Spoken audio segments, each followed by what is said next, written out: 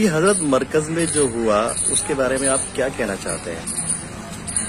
مرکز میں کوئی بات ایسی نہیں ہوئی جس کو اچھالا جائے، یہ تو فرقہ پرست طاقت کی طرف سے بات کا بتنگڑ بنایا جا رہا ہے۔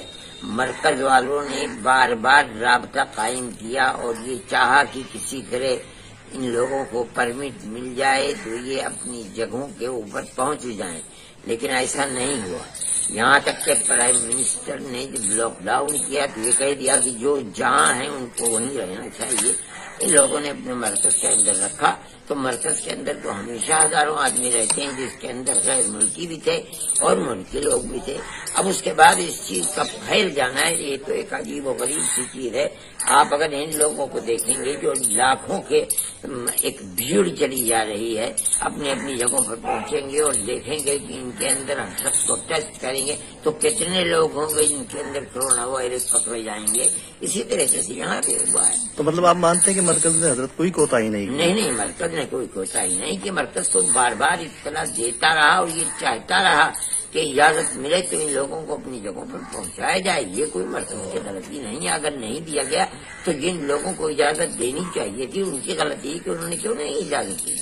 تو آپ کیا مانتے ہیں کہ ایک سازش کے تحت یہ سب کچھ کیا گیا؟ نہیں، میں سازش ان حالات میں نہیں کہتا ہوں۔ ان حالات میں ہر شخص پریشان ہے، لیکن میں یہ کہتا ہوں کہ جتنی توجہ دینی چاہیے کہ جتنی توجہ نہیں دی گئی۔ اور میں یہ بھی جانتا ہوں کہ اسرائیل اور ملکوں کے پھنسے ہوئے لوگ یہاں پر سینکڑوں کی تعداد میں تھے۔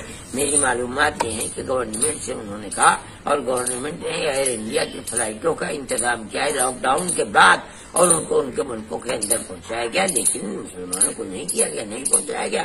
اس کی وجہ سے اب یہ ثابت کرنا کہ یہ بتانا دنیا کو کہ گویا کہ یہ آفت پھیلی ہی ہے تبلیغی جماعت والوں کی وجہ سے، یہ تو انتہائی ظلم اور بےہودگی کی بات ہے۔ اٹلی میں کہاں سے پھیل گئی، چین میں کہاں سے پھیل گئی، وہاں کون سی تبلیغی جماعتیں کام کر رہی ہیں؟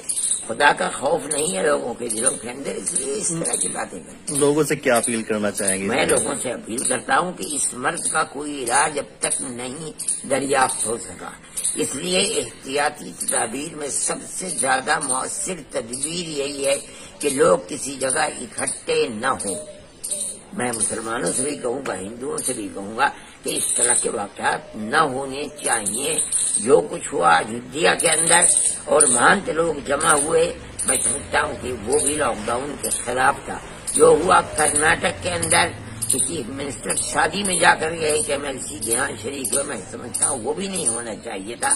اگر ان کے خلاف وارنٹ ہے تو کیا کس نے اپنی ماں کا دودھ پیا کہ ان کے خلاف بھی وارنٹ کرے؟